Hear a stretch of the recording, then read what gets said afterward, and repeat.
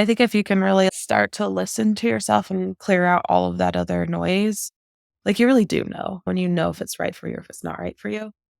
And I think even post like getting into design and my journey in my career after I did get that first design job, I still was on this journey of finding the right place for me. And like, I still am. We all are. It's like, take these stops on the road and you're like, this works for right now, but things are going to change. Life's constantly changing. And it's like following that kind of intuition and voice of, okay, what's next?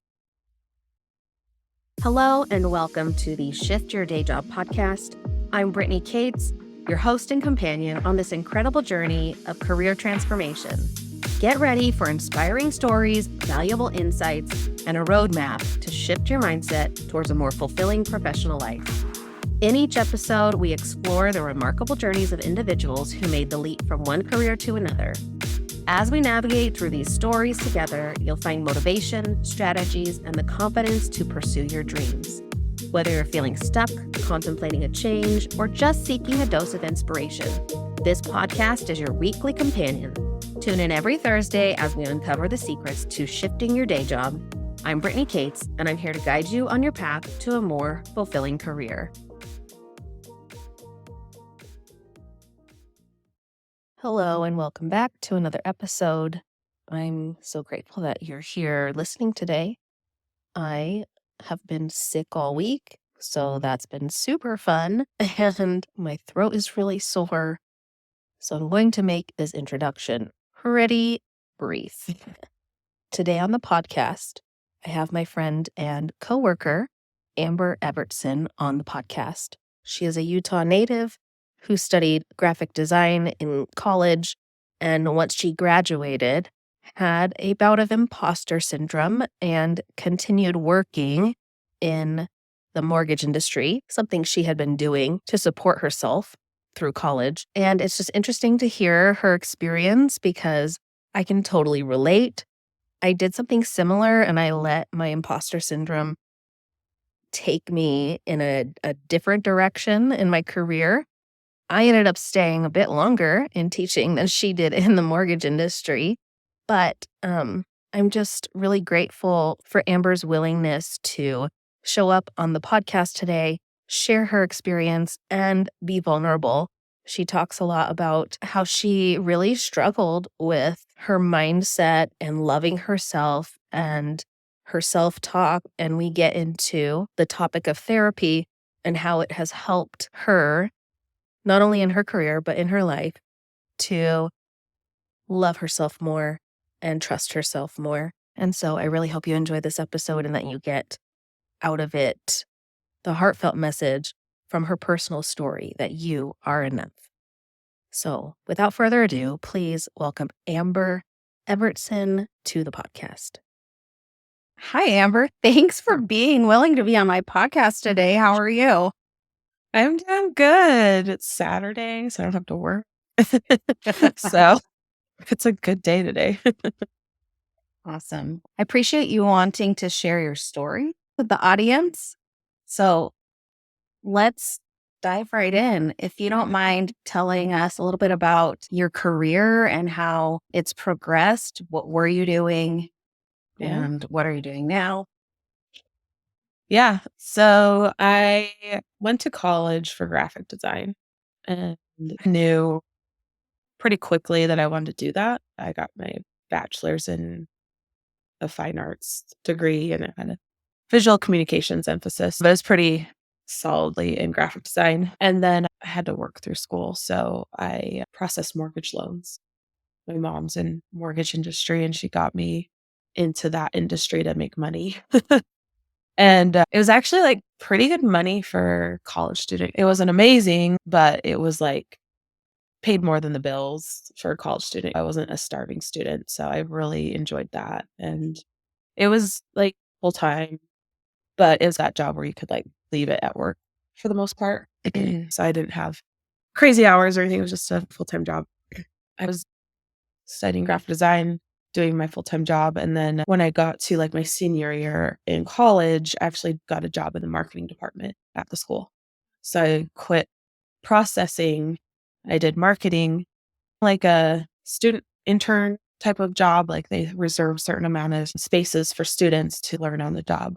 That was in the graphic design program. So it was a really good program. I learned so much, but I didn't get paid as well. It was three-quarters time or even half time, sometimes hourly.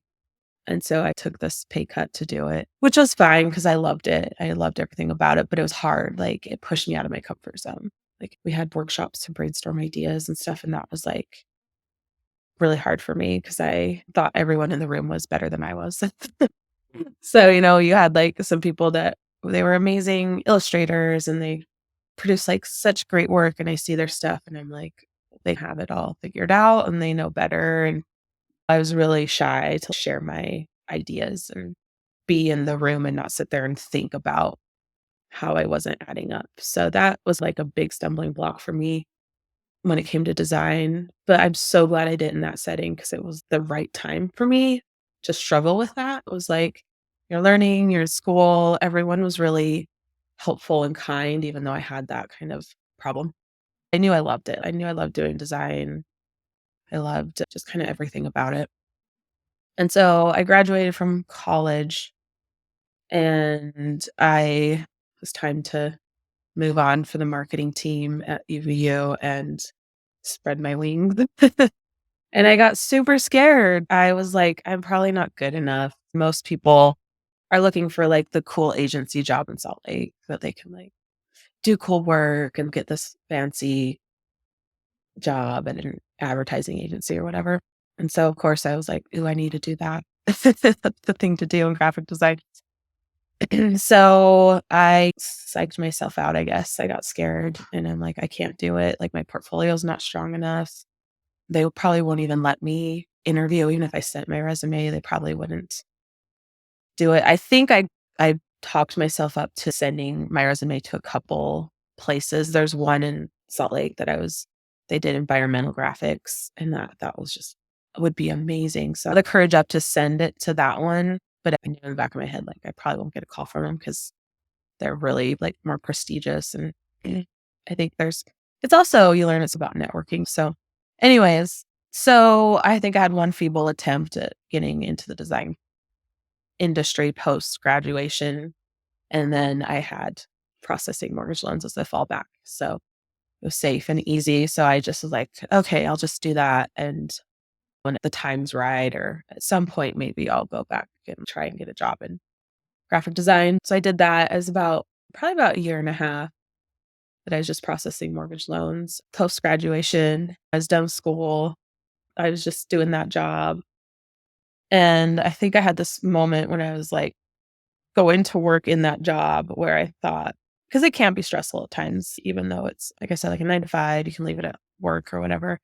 It can be a stressful job while you're there. And it's really just like filing paperwork. Like you kind of file paperwork all day for the most part. I was going to work one day and I remember thinking specifically, like, I'd rather get in an accident and go to the hospital than go to work today. And that was kind of the light bulb moment where I was like, what am I doing? Like, I loved the job I had in school. I loved doing it. It was like the thing that I knew brought me joy, and I was too scared to go for it. There was like a lot of things I did at the same time. I got into counseling. I went to therapy because I was kind of struggling with just like life changes and being an early 20 person out of college and on my own and trying to figure out all these life changes. So those two things together of I just think like that light bulb moment and then going to therapy gave me some confidence to apply. So I like went after it. I didn't just try a little bit or feebly. I actually researched, tried to find places that would work well with my experience and what I did, and sent out a bunch of resumes. And I got an interview with a job for a small agency up in Logan, Utah, which is not where you'd think you'd find like a advertising agency, but I guess all towns have something. So I went up for the interview and I lived about 2 hours south of it. So it was would have been a bit of a move for me if I got it, but it was a really good agency. They actually did really great work. They've been coming a little bit, like weren't super established. They'd only been around for 5 years or something when I started. So I went up and interviewed and it all fell into place. And it was actually like sort of the perfect place for me because they didn't take themselves too seriously. I didn't go into this place where there was a lot of egos. I think that would have driven me away super fast. So I think like the universe brings you what you're looking for. If you're putting yourself out there, like things fall into place and you end up going on this journey that's for you. And that was like the perfect place for me to start my career. Yeah, I feel like that's kind of my big transition of even though it was like only a year of not doing what I really wanted to, or like year and a half, it was still hard. Like it was really hard kind of year and a half of like not enjoying it and feeling like I know this isn't right. This isn't the right place that I want to be because I know what I want to do. Yeah. Yeah. Can you speak to like how did you know like this isn't it for you? Because there is this idea of falling back on what feels safe. Did you find that therapy was helping you maybe go more internally and like start recognizing things? Yeah. Like, what was it that? I think it was like that age of your life. You're trying to figure stuff out, and it's not like you've determined these long term things in your life. But I think it was just like, so as a mortgage loan processor, it's filing paperwork, it's very repetitious type of a job. Like I'm a pretty organized person. So that was like the challenge for me is it was a lot of organizational skills and then some communication skills.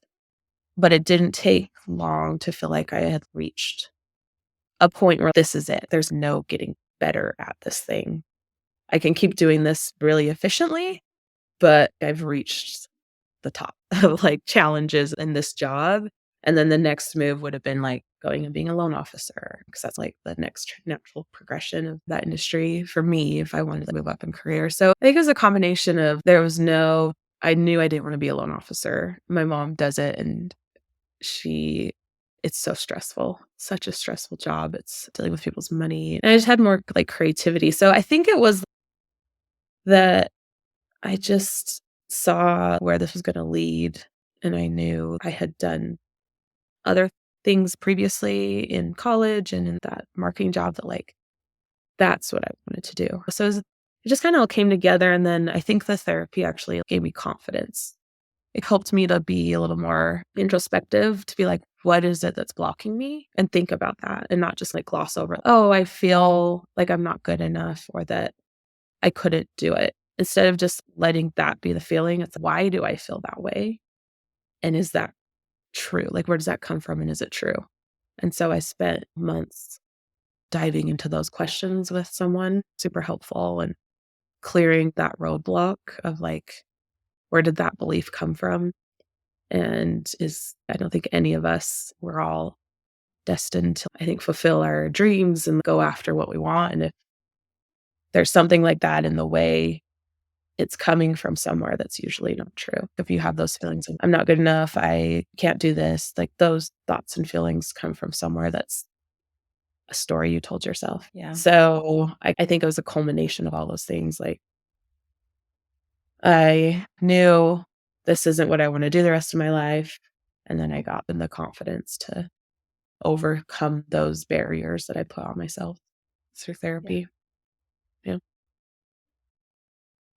I love that because there's so many pieces to what you just said that really resonate with me and I think probably a lot of people too. Yeah. I think it's might be easier to recognize, oh, I hate my job or oh, this isn't what I want to do forever.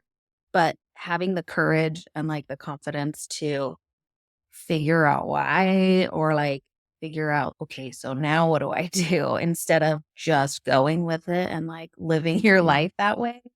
And like you said, glossing over it. Oh, this is just what The way it's being an gonna be, adult I guess. is. You gotta just do this crappy job and move on with it. And it's not a crappy job. Like, I think if I would Right. have chose to do it, I could have done well and ended up probably finding a good place. And I think the jobs you do are a lot of the people you work with. It's like even the job I have now, sometimes it's also really overwhelming and really tough, but it's the people you work with. And I just think my journey was like, there's other people, there's other places you need to go, and I think you have to trust that feeling of being guided by the right things to do. Like, I'm not a super religious person, and spirituality is something I'm, like, interested in, but I do believe we have this, like, intuition, this idea of what is right for us, and if you can clear out some of the other stuff and follow it, like, it leads you to really great places, and if you can match that with some gratitude, it's, oh, life is awesome. It's hard, but you do get put in the right places at the right time. Yeah. Yeah. I've had like friends of mine make excuses of my job is actually it's a really good job or it pays me really what like I should be grateful for what I have and not want something else because I'm just feeling like miserable. And Yeah. to me, I feel like you can it can be both, right? Like you Yeah. can be grateful for where you are and for the people you work with and for the job security that it provides. Yeah. And you can want more for yourself and you can want change. And it Yeah. doesn't have to be one or the other.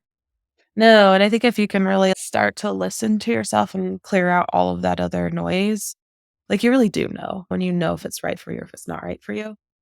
And I think even post, like, getting into design and my journey in my career after I did get that first design job, I still was on this journey of finding the right place for me. And, like, I still am. We all are. It's like, take these stops on the road and you're like, this works for right now, but things are going to change. Life's constantly changing. And it's like following that kind of intuition and voice of, okay, what's next? I've had jobs where I've been in, if I was at a job for 3.5 years and it was great. I loved it. Amazing team. And then things changed, like priorities changed, things shifted, and it wasn't great anymore. And so it was time to see what else was out there. And so I feel like all the changes I've made in my career post getting that first graphic design job was like that. Is learned a lot at a lot of places I went. I had amazing people around me, great mentors I was so grateful for. But at some point you're like, okay, it's time to make a change or a move, and you go out on the job hunt and figure out what your next place is. But I've been so lucky that first graphic design position just set me on the path in my creative career with design and the different industries I got into, or I guess niches. I don't really call it like different parts of design because now I'm a UX, user experience product designer. So led my career. Yeah. Can you talk a little bit about the network that you built or the mentorship that you've had along the way? Yeah. Yeah. I think that's so important. I think, I don't know, I've been lucky. I believe in like the humanity of people. I believe in good people. And so I don't think it's just my luck that I've met amazing people along the way. I think they're out there all the time. Not always. You find some that don't mesh with you. But yeah, I had at the job at the marketing department, a great creative director who was like, I've been really lucky to find really humble managers or like creative directors along the way in my early years when I needed it. Because if I would have had one that was tough or really critical or just not a very kind person, I would have had even harder of a time to build that confidence. Yeah, super lucky. He was great at UVU and then got that confidence up, got the job with it was called Advent Creatives. And my creative director there also was just a phenomenal person, just so fun to work with. I think that was the thing that was great. And that company was small enough that it did feel like a little family. So I had this little very kind people to work with. I fell in love with working there over the years, but it was really funny. My creative director there, it was rocky when I started because I was super green. Even though I had that knowledge from the UVU days of the marketing team there, it was much more fast paced. And this was like you're in the thick of it, like you're in the real world, customer demands, client demands, and the pace of it was just a whole lot faster. And so there was a lot of adjusting for me in the first few months. And so the first few months were rocky a little bit for me, just feeling, am I doing a good enough job? Like dug in, spent the hours. It's funny, that's the job where I actually didn't do a 9 to 5. I was there as long as I needed to try and make something look good. But I was loving it. I loved every minute of it. So I think, yeah, this is getting off topic, but I think that's also something that tells you is if you like come alive when you do it, like I did. It's definitely that kind of in the flow thing. I just get in the flow and the hours would pass and you're like, oh my gosh, I almost spent 5 hours on this and I thought it was one. So that's like a sign to me that it was something I loved. But yeah, back to the mentorship. So a little rocky. And then 7 months in, I think I reached my 7 month mark and they laid me off. And it was because of they lost a client, or I don't think they lost one big client. I think just like the client needs had gone down a little. So just economically, like they needed to let someone go. And there's a lot of reasons why they did, but I was living 2 hours away from home and I'm a very kind of family oriented and homebody a little bit. So I had work in Logan and that's it. And so my boss, the creative director, when he laid me off, it was tough. That was really tough. I remember specifically asking him, like, just tell me straight up, because I still had my insecurities. I'm like, am I not good enough for this? Am I not doing a good enough job? Because obviously, when you get laid off, you're like, if you picked me, obviously, I'm the lowest man on the totem pole here. And I'm glad I asked that question so directly because it's not like me to be direct. But he said, I want you to know it's not because you're not good enough. He goes, and he was like a funny, but at that time we had a great relationship and I knew his humor. He goes, if it was because of that, I would have laid you off in the first 3 weeks. He's like, yeah, I know. I struggled a little bit in the beginning. It's honestly, you're doing the best work you've ever done here right now. So it sucks to have to let you go, but we have to just for economic reasons. And he also said, I don't think you like living here. Like, I just don't, this is somewhere you enjoy being. It's fair. I struggled with that too. So I had to pick up the pieces from that and figure out what to do next. But I had gained even more confidence at that point, even with that layoff, that I was like, okay. And yeah, I think just like that mentorship, I grew so much as a designer while I was there for 7 months that I had even more portfolio pieces that were strong thanks to his mentorship and the rest of the team. The other designers that I worked with that were a little more senior than I was, that I got a job within a couple weeks from being laid off back down in Utah County at Young Living. And then it's really funny. So I have this kind of my career, I've ping ponged back to jobs. So I was laid off at Advent, kept in touch with them. I didn't burn bridges. Like they saw my work ethic. I got hired back with them about a year later when they needed someone again. And so they hired me back. I remember saying to him when I was talking to him, this is the same creative director. I was like, okay, but you can't fire me because you don't think I like where I live. So keep that out of the equation next time I choose to be here. And he's like, okay. Yeah. But it was, yeah. So I was back there again, became, what are they called? Director there eventually. And then I had the job now where I'm at with Corey, our current director, where I left and came back. So it's like creating those relationships while you're working, and even not just your managers or directors, the people you work with. We worked at Bluehost and they had an acquisition and laid off a bunch of the staff there, designers, and we were a pretty tight-knit group. Everyone just rallied around each other to help each other out. So everyone was like, hey, I'm here. Give me a call. Let's try to get you on over here or whatnot. And so creating those relationships with people you work with, like I said, that's like really the most fun part of the job is the people you work with and most interesting, I think. And if you can just have that like connection with someone outside of work and just develop a friendship and a relationship with the people you work with, it's so much more full and important, I think.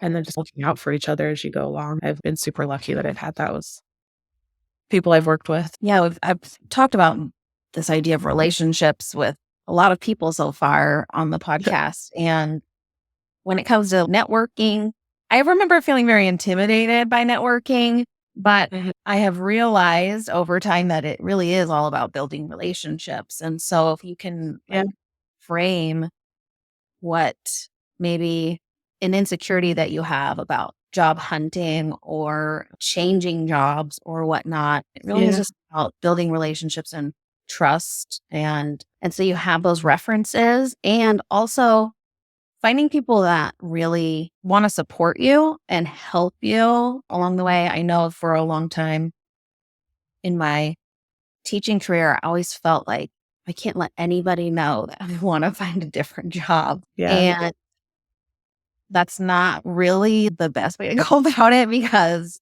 networking and having people in your corner to help Yeah. say, oh, I'd love to give you a recommendation. I would love to refer you to this person or this company is really the way that it works. Yeah. Yeah, I think at some of the places I've been when I was feeling like, okay, it's time to move on, time to look for something new, I would keep that kind of close to the chest because you're like, they can't know that I'm leaving because I don't want them to fire me. Yeah. And I think I look back now and I'm like, I didn't trust the people. That was something I like wish I would have been better at is I didn't put that trust in these people that I did have relationships with to just be like, "Hey, like things are feeling like this is the place for me." And that's I just wish I would have had that open communication because I think it wouldn't have surprised some people when I was like, "Hey, I'm leaving." Even though some of those like most of them still was fine. I was so lucky that I worked with people that were like, "I get it." After because it would be like, "Everything's great, wonderful. Oh, by the way, I'm leaving." So I think Yeah. after that kind of, "Wait, I thought you were happy here," conversation went on, it was like, "Yeah, we want you to be happy," and, so I'm learning from that, that just be open about it. It's like most places understand. I think most of the people I worked with would have understood those feelings, and I actually would have been able to, like, either make it better as the place I was at or yeah, that kind of conversation would have been a shock. I'm like, yeah, we know Amber's looking around and that's fine. Yeah. So yeah, I think just trust the people. And when it comes to that, those networking, I hate, not hate, but like calling it networking to me is I don't feel like you should go into it thinking like, I need this for selfish reasons. I feel like my network of people that I've grown, not even grown, I've just over the years been involved in is because I genuinely like these people and think they're awesome people and a relationships form from that. And I've been on this journey with all these people in my group that I know that I can go back to and talk to. But it's grown over time because if you're just shifting gears and getting into something new, then you don't have that backup. So you have to find it. So I guess, but I think when you go into something new, is just don't look at it as a network type of thing. Look at it, just enjoy the people you're with and get to know them and get to know, just be friends with them, you know? Like, have a Yeah. genuine connection and friendship, and that lasts a long time. Yeah, for sure. This idea of going in with intention, I think, is important. Like, whether it's networking online and like just messaging people and recognizing, like, hey, how can I help you while you're helping me? Making that an intention while you're going into it. Then, Mhm. when with the people that you work with or you see regularly, building those friendships, because it's obviously going to make your life and your work life more fulfilling if you're Yeah, actually engaged in getting to know people and being friends. yeah. Yeah, I Um, think networking, like a cold networking type of a relationship where, like, I'm trying to find mentors if you're not in, like, the field that you wanna be in, but you wanna find people that can help you along the way. I'd say that's the tougher one because it is, like, trying to build a relationship out of nothing. But I always think if you can find people who know people, or even if you do cold call type of send messages to people, I think it's just, "Hey, I really admire your work. I've seen what you've done." Know who they are, not just the title. Like, their work in some capacity, or you know how they work, which is why you're reaching out to them. Like, everyone loves to hear how great they are. If you not in a suck up or, like, fake way, just lead off with that. "Hey, I hear this about you, or I know this about you. I think that's really cool, and I'd like to learn more." So yeah, I most love people it. are responsive and receptive to that. Would you say that most of your mentors came directly from the jobs that you had, like your managers or whatnot? Yeah, they're all, like, a lot of coworkers that just along the way, I've become friends with, and we've all been on this journey of our career progression. And then, bosses I've been with. And it's really interesting. I've had really only a couple that stands out that I'm like, "Ooh, that was rough. That was not a good fit," or I didn't gel with this person or jive with this person or enjoy their management style. And I've moved around a lot. So I've been in design and product design for over 10 years, and I've only stayed at a company for longer than 3.5 to 4. So I've really jumped around a lot in my career. But honestly, from all of those jobs, it's been like one standout that I'm like, that was not good. But other than that, I've formed really long lasting relationships where I like will talk to them as much as I can catch up with them or just have really positive things about the experience. So I find that usually there's good people out there that Yeah. want to help you and want to be good mentors or managers or even just coworkers who you can move along with and inspire each other. So cool. Can you give any advice? Like, what advice would you give people who are struggling with the self doubt piece that you went through? Yeah. I think, first of all, it's when those voices in your head are super loud. It's hard to drown them out. Like, it's easy to believe the stuff that you told yourself over the years, and it's easy to believe the not kind stuff. I think is pretty universally, I've found that we're really hard on ourselves as a whole. We're brutal sometimes with ourselves. Like, we can be really mean to ourselves. And I would say if that is the thing that's like overwhelming, it's just this thoughts of not being kind to yourself, pay attention to it. Not that you need to ruminate in it more, roll around in it more, but let that be the alarm bell of this isn't how it should be. Like, you shouldn't be this cruel to yourself. Like, we all are amazing people. We have goodness in our heart. We have lovability in our heart, like, or in our ability to be loved. And I think that's,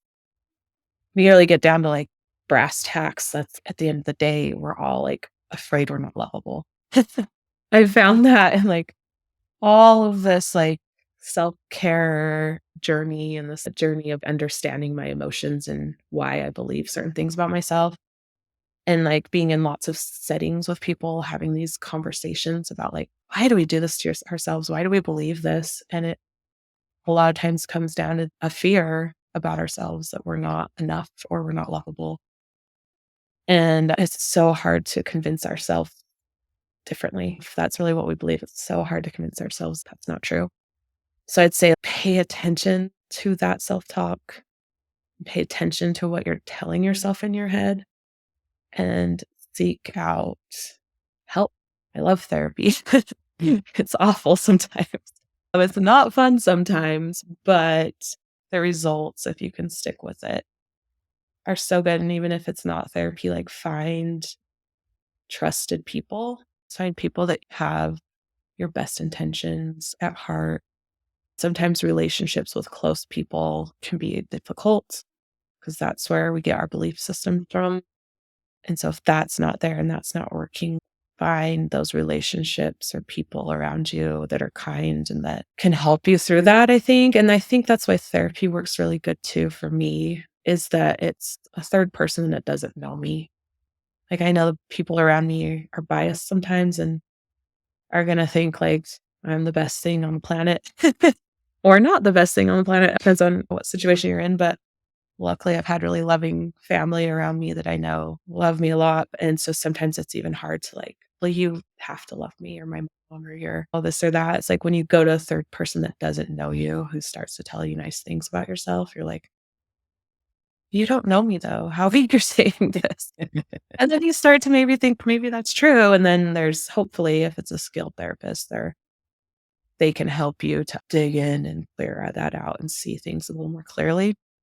So, yeah, and then I also think with therapy, it's you're not always gonna find someone who's good for you right off the bat, like therapist-wise. Like, if it's not working, find someone new, go somewhere else. But be diligent in, like, finding the right person that can help you. Because if that's, like, a big struggle of yours, that cruelty that you can be towards yourself if that's a really big struggle. Try so hard to find someone that can help you get out of that, 'cause it's an awful place to live. It's a really tough place to live in that spot and just get by day to day. Like, self-love it's tough, but once you crack the code, it's really amazing to be able to look in the mirror and be like, I'm proud of that person. Like, I was just this weekend, it was crazy because it has been a few years of, diving deep. It's been this journey over my whole lifetime, but the last few years really of getting more deep with therapy and stuff, and I had a moment where I was, getting ready and looked in the mirror and I, teared up, and I'm like, "I'm so proud of you." Like, you've done amazing things and got through some tough times and rose to the occasion every time, and I'm so proud of who I am, and I just wish everyone could feel that because it feels so good. Yeah. Yeah. Thank you for sharing that. Yeah. um, yeah, I can relate. I think the thing about going to therapy is it helps you shift your perspective, right?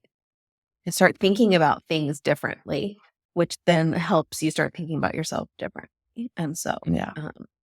it Yeah. is a process that doesn't Yeah. happen super fast, but No. to be able to have that moment and recognize Yeah. Yeah, it's true, and how it far doesn't. you've come, that's Yeah, that's what makes it all worth it, you know? it is, All yeah. all the therapy sessions you had to I go know. through. And it is so slow, and it can be, it takes resources, it takes money, it takes time, and I was lucky to have some resources to help me get into some therapies that helped me out, but yeah, I think it's so hard when you're in that space because everything's telling you not to do it, that self-doubt, but if you can just find the willpower to be like, "I'm gonna try to find that self-love." And it comes and goes, it's a, eternal kind of search, even though I felt that in that moment and things happen, life happens, or you lose it or whatnot, and I think it's just this eternal thing of trying to stay in a place where you are feeling good about yourself, but therapy's been great for me, and I've been super lucky, and I've had different therapists over the years, over 10 years, and some that have been more effective than others, but in some ways, every one of them was a kind of stepping stone to the next place, but yeah, it's great, and you kinda wanna, give that to everyone. Yeah. When you're in that place, you're like you see this, I went through this really interesting therapy thing last year where it was this intensive 3-day thing. It was also a social experiment. It was with 60 people through this 3-day course of every walk of life, young, old, rich, poor. They basically just have 60 seats and they fill them with whoever wants to go. And something that was so cool in that experience was every person in that room, you see this potential of who they are, who they could be, and you want them so badly to find that for themselves while you're still doing it yourself. So it was this super cool experience of just I didn't know the person sitting next to me, but through these activities in these 3 days, I was like, "I just want you to reach your dreams and your potential and find that peace for yourself, the love and acceptance, because we can do amazing things when we're there, you know?" So, yeah. Thanks. Thanks Anyways. for sharing. Yeah, so that's, some vulnerable stuff. Yeah. Appreciate you being willing to go there. So Yeah. thanks. It also makes you think of there's so many resources out there right now that if you're in a situation where you feel like therapy is too expensive, you can start taking steps towards growth with books or Yeah. podcasts or things that are going to help you start maybe Yeah. thinking a little bit differently. And then the other side of that too is you need to prioritize it, right? And when it comes to money and when we think, oh, I can't afford it, people spend money on the things that they value and the things that are really important to them. And so Yeah. if this is something that you're really struggling with, and you want to make that progress, then I think that there's a way for you to figure it out and make it happen. Yeah, for sure. I think that's so true. Cause yeah, I was thinking about that. I'm like, if you were tight on resources, what would you do? I think you're right. Books, podcasts. There's so many good podcasts out there. I know like Brene Brown's books have been great for me. I think she's got some solid wisdom, like some really incredible wisdom in just her books. But yeah, so many podcasts out there that can help you just start thinking and being curious, I think, of just like, Yeah. I think part of that too is through the journey, I do feel like I hit I would say low point or anything like that, but it was definitely depression in my early 20s.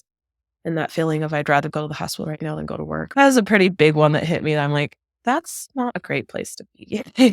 Yeah. This isn't a great thought process to have in my head. And I need to like figure this out. That was this thing that I think it was just like I got more curious as it went along than try and just be like, oh, I need to fix this thing about me and I need to do this. It was just like, why do I have those thoughts in my head? Like, why am I feeling this way? That helped, I think, instead of I got to fix me. I think I hear that so often too from especially a lot of men. They want to fix things, they want to make things better for everyone. And I think for themselves too.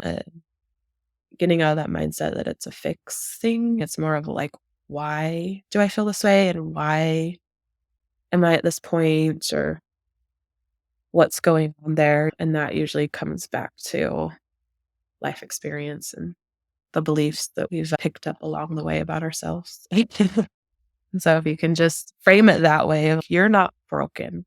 You're not, it's not about something that's deficient in you.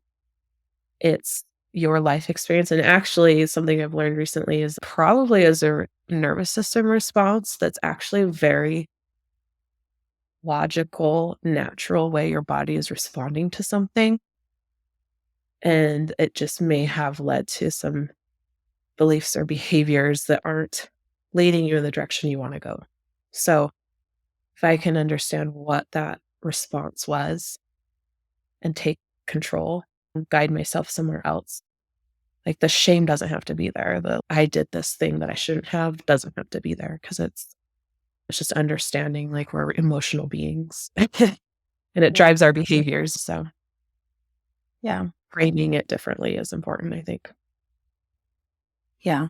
I've been learning more about the nervous system and like somatic work and things like that. And so it's definitely interesting area to explore Yeah. and to realize that there's so many things about our body that is just automatically trying to protect us, that Yeah. like you can say thank you for doing that and then you have the control to make a change to that Yeah. that Yeah. automatic response. So Yeah. It's fascinating. It's that same too, like just barely starting to really understand that with just this ther- therapist I'm going to now. And it is fascinating. And yeah, it's incredible. But I love the way I've been learning about it from this therapist is it's just let's take the shame and the blame away from us and just understand it. That's so much easier to go about it than looking at it as I'm this terrible person. So I love yeah. that reframing. Yeah. Thank you so much for sharing your experience, not only with like your career change, Yeah. the therapy piece, and how that's really impacted your life. I really appreciate you Yeah, for sure. talking about that. Yeah, I'm so grateful we're in a point right now, I think, in the world, or I guess in my sphere that I hear about and understand is just it's so much more accepted. And instead of hearing, oh, you're going to therapy, you hear, oh, you're going to therapy. Great. Like, I just love that shift because I think definitely when I first was, my mom actually was like, I think you need to go see a counselor or something. I had that mindset. Like, I'm fine. I'm not crazy. I can Yeah. handle what's going on. And that was an automatic response for me that I had based on, I think, what I thought about it, of like growing up and understanding it. So I'm so grateful that I was able to like, wait. maybe that isn't it, and learn so much through the process of that, and the bias or belief system I had about it is so opposite now. I think that's a journey a lot of people have been on and understand at this point, and I think that's awesome. Yeah. I keep thinking about this idea of community and having people around you that support you and that you can lean on. And like you mentioned before, like when you had that thought that was like an alarm bell in your mind, I really shouldn't be thinking that. It's easy to for us to want to hide that, but Mhm. having a trusted community or someone that you can talk to about it that Yeah. can then say, I think counseling Mhm. might help or whatever. It's just super important because as Yeah. human beings, we are social creatures. We need each other. We need that community. And that's going to help us grow instead of hiding it Yeah. and building that shame Yeah. inside of us. Yeah. Yeah. I think if you have the people you know that give you good advice, Yeah. right? And it's important to listen to them, and I've been so fortunate and lucky to have a good support system too, and honestly, a lot of amazing women, like my mom, my sisters, my grandma, who I just am like, these women are amazing, and they've supported and loved me, and I've been able to be, like, open and honest with them on a lot of things, so, yeah. Having those people around, and I think when you're not feeling great about yourself, it's easy to either hide or maybe not be as kind back to them. So, I think if they're still there loving and supporting you and hopefully giving you good advice and pointing you in the right direction, like, it's so wonderful, like, it's just something to be amazed at, I think, this capacity we have to love others when we can't love ourselves as much. I think that's cool to see, but yeah. Yeah, I've been fortunate for sure to have some really cool people in my corner. Awesome. Yeah. Is there anything else that you wanted to share before we Oh, man. end? I've gone over so much. Yeah, I think this is just podcast is such a fun way of getting some information out there and understanding people's lives in a way, and I think that's so awesome, and yeah, I think just the most important thing to me, I feel like through the whole journey is just now that I can look back, I think when I was going through it, I didn't know what was guiding me so much. I think when I made decisions about where to go, it was this kind of thing, like, this thing feels right, so I'm going to go with it. And I think there was a sense of like gut instinct that I just followed, even though I didn't even know I was at the time. And now I can look back and be like, yeah, there's some logic and like pragmatism that went into it, but there was also like I was following this instinct of what I should do. And I think just quicker you can, I guess not quicker, but if you can reflect on it and stop and take a second and be like, what was that? And recognize a little bit, hopefully it gets easier to notice. So, yeah, I love that. Thank you. maybe that helps. I don't know. It's fun to look back and like ruminate on what was that and what experiences did I have and things, I don't know, seem clear sometimes and then not And other times. yeah. And to be able to say thank you to who you were back then that went with that Yeah. instinct, and you're like, wow, I really do know myself. Like, I I really do know know. what's best for me or whatever. Yeah. I have those things. Yeah, for sure. And I think that's like gratitude for yourself, I think is so important. And I think with anyone, but if you're particularly hard on yourself or you're particularly don't feel like you ever measure up, I think that's a place to start is to look back at your previous self and some of the decisions you made instead of looking at it and being like self-loathing or that was terrible, you're awful, to look back and be like, why did I do that? And I probably did it to protect myself in some way. And that actually took a lot of courage. Like, it's just that reframing. Be okay to reframe that situation and look at it from a different lens so you could get out of that shame and guilt spiral. I don't know. Yeah. Maybe. Me. But yeah, being grateful for yourself is such a cool way to look back at things. Yeah. Awesome. Well, Well, thanks for being on my podcast and thank you for your yeah. time on this Thanks. Saturday. Thanks, Brittany. This has been fun. Thank you again for joining me on the Shift Your Day Job podcast. I'm so grateful for Amber and the message that she shared. If you are struggling with any of the things that we talked about in this episode, I would encourage you to reach out to someone who could provide support for you, whether that's a professional or just somebody that you know, love, and trust.